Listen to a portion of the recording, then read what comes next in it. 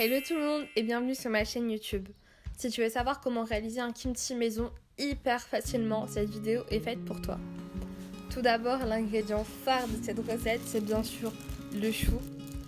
Tu peux facilement retrouver ce type de chou en épicerie asiatique ainsi que tous les ingrédients que je vais utiliser dans la recette.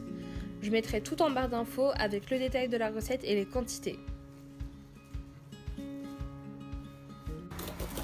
Une étape hyper importante dès le début de la recette, ça va être la découpe du chou.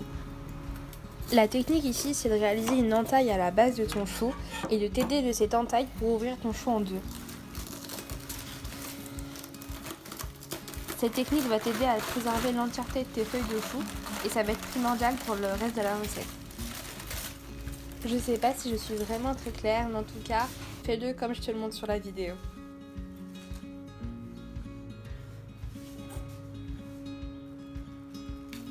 Donc ensuite tu fais la même chose pour tes quarts de chou, tu fais une entaille et tu t'aides de cette entaille pour ouvrir ton chou.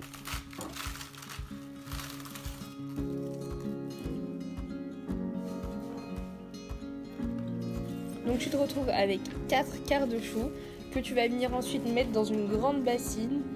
Moi c'est ce que je te conseille d'utiliser pour ensuite aller les laver. C'est hyper important de bien les laver, de laver feuille par feuille et de vraiment insister aussi sur la base du chou.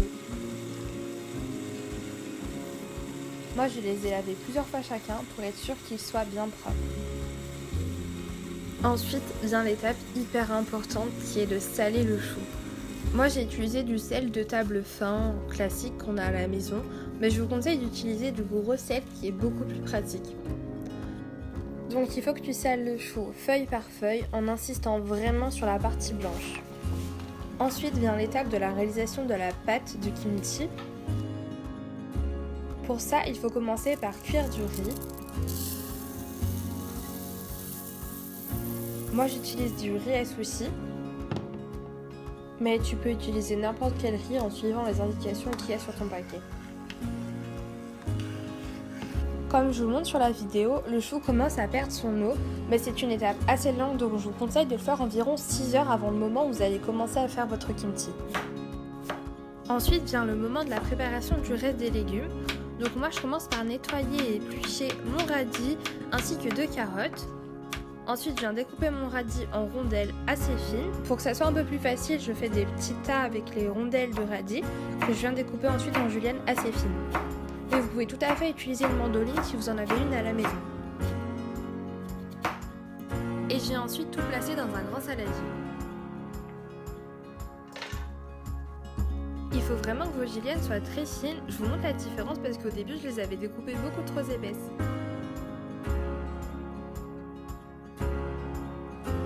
Et je vous montre encore une fois le chou qui continue de perdre son eau. Je vous conseille vraiment de les retourner très régulièrement.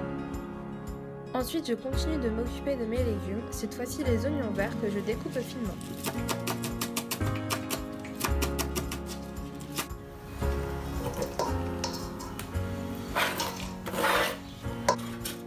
Je continue en râpant mes carottes.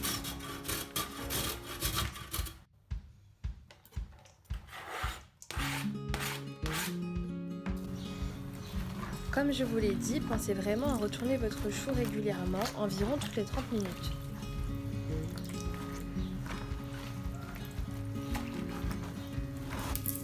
Ensuite, je découpe mon oignon, du gingembre.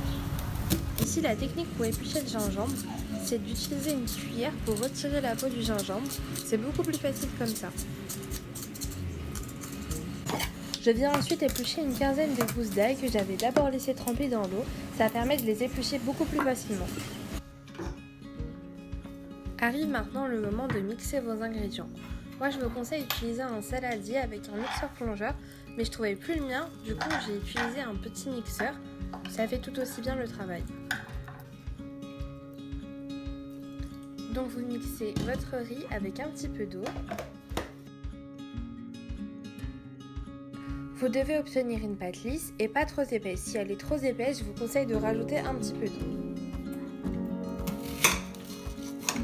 Mixez ensuite le reste des ingrédients en ajoutant 2 cuillères à soupe de sauce de poisson. Moi ici j'utilise de la sauce Nuoc Nam. 1 cuillère à soupe de sauce d'huître.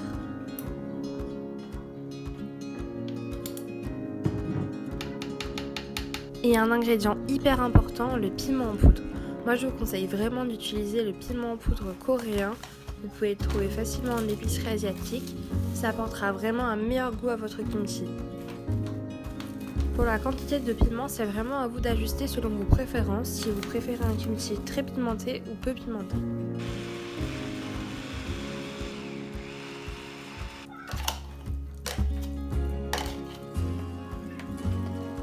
Après avoir bien mélangé, j'ajoute 2 cuillères à soupe de sauce soja et ensuite j'ajoute 1 cuillère à soupe de miel.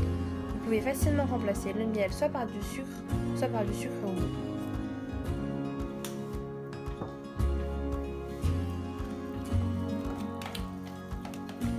J'ajoute ma pâte à mes légumes et je mélange bien. C'est à ce moment-là que je me suis rendu compte que c'était pas si pimenté pour moi, alors j'ai décidé de rajouter encore un petit peu de piment. Je vérifie encore une fois mon chou et il est enfin prêt. Là je vous montre sur l'image, vous savez que votre chou est enfin prêt lorsque quand vous pliez une feuille de chou, elle ne se casse pas. Et maintenant, hyper important, il faut bien laver votre chou 2 ou 3 fois à l'eau claire, sinon votre chou va être beaucoup trop salé. Et voilà enfin mon étape préférée. Je me munis de mes meilleurs gants et je commence enfin à mettre la pâte entre chaque feuille de chou. Il faut vraiment insister sur la base du chou, sur la partie blanche et répartir à peu près la pâte équitablement. Vous faites ça feuille par feuille jusqu'à farcir complètement votre chou.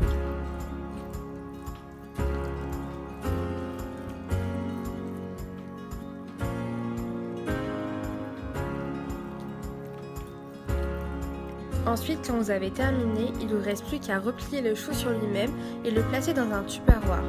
L'objectif, c'est vraiment de trouver un tupperware dans lequel vous pouvez réussir à mettre la totalité de votre chou sans qu'il ne reste d'espace à l'intérieur.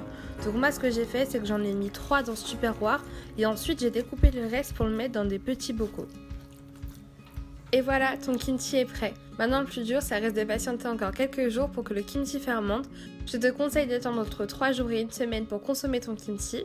Et voilà!